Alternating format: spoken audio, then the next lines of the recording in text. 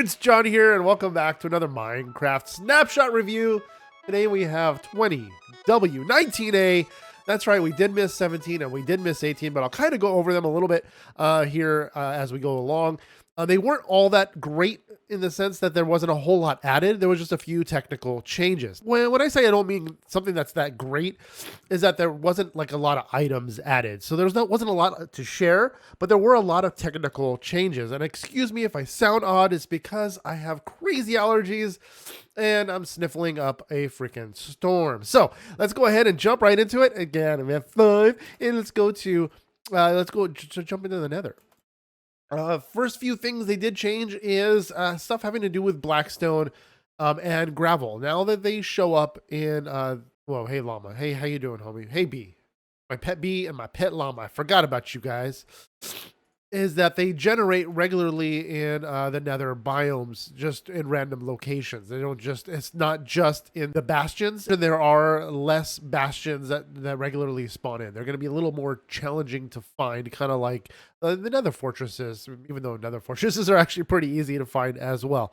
And then secondly, that they did change the spawn rate of the twisted vines and the weeping vines when you what do you call it? Bone meal the ground. Because before, when you hit bone meal on the ground, it would just be like, bam, forest. It was insane.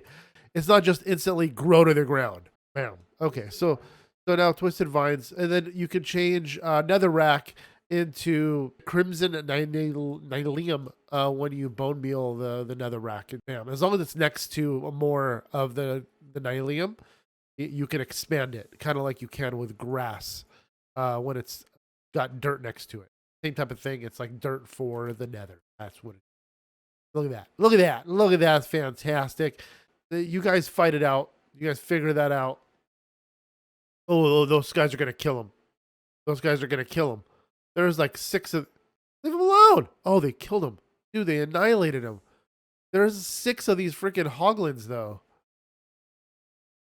Dude, they travel in packs. That's dangerous. Anyway, so now you also need shears to get nether sprout. Nether sprout are those little green looking grass things. Now, if you smack one with a shears, it breaks. But if you smack one with your hands, it just goes away. See, look at that. Bam, bam. And then if we smack it with the shears, we get them. That's kind of cool. All right, so that's a new change, making more use of shears and hoes and all the other tools that we have in the game. In 20W18A, they did increase. They did add a feature where you get distance by traveling on Strider. Have you guys ever noticed that Striders change color? They're like this grayish purple color until they hit the lava, then they turn that red color. It's kind of cool. Anyway, I don't know if you noticed before, but Redstone used to look like a patch of like blood on the ground. Now it's like this star pattern, and it encompasses all this area to grab it. You can kind of see the outline on it. That's really kind of cool. I liked the shape of it before. I wish they changed the shape of the hit box on it and left the shape of the actual powder by itself, because it used to look like blood. And you could kind of substitute it for blood in like adventure servers, but now you got to go and get like an adventure, like a blood mod or something. The wonderful target block, it acts as like a powered block as well. See how it doesn't work by itself, but if we add a target block to it, it will repeat the signal in multiple directions. And what I mean by that is I can put a light there, I can put a light there, I can even put a light underneath it. Bam, like that, and it'll light up in every direction. It basically acts as like a repeater in all directions.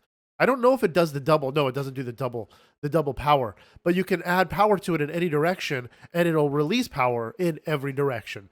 That's kind of cool. So then another option is gates. Gates are now triggered just by simple redstone signal. All you need is a redstone torch and it pops it open. Before you had to have a repeater attached to it in order for it to trip. And now you don't. Now it just has to pass underneath it, which makes it really nice. I never knew that glass acted as a half block, but it does. So now you can also change the path of the redstone in the sense that before it would have to run into the block in order for it to be powered. But now the block, whatever it's sitting on, that block is automatically powered. So if we place a redstone lamp, like say here, it doesn't work because it's not connected to it. But this block is powered. So if I put a lamp underneath it, it will work. If I put a lamp above it or next to it, it will also work. It's kind of like the same principle as this, except for you can run the power into this, where this is where whatever the block is, whatever the redstone is sitting on, that block is automatically powered now. That's pretty cool. So it kind of works the same here. If you can kind of see that, it goes up and over. So this block is powered, and now this block is not powered, but it's running directly into the lamp. So the lamp is powered. So if I put a lamp up here, it's powering this block. That's right. So this block is not powered, but this block is. It's going to make a whole lot of changes for redstone contraptions. That's pretty cool. I'm not a crazy big redstone kind of guy. I don't know a whole lot about redstone except for the basics. I can get, redstone, like double piston walls and double piston doors and stuff like that. That's no problem. But when it comes to really, really complex stuff, I leave that up to you guys. I'm not that good. The one thing I did notice is with the polished blackstone brick, I did notice you can kind of generate something that looks a lot like, I don't know if you guys are familiar with any mod in Minecraft, that looks a lot like a Tinker's Construct setup, smeltery. It looks a lot like it. I mean, it's pretty dang close. We don't have the seared glass. We don't have the seared controller.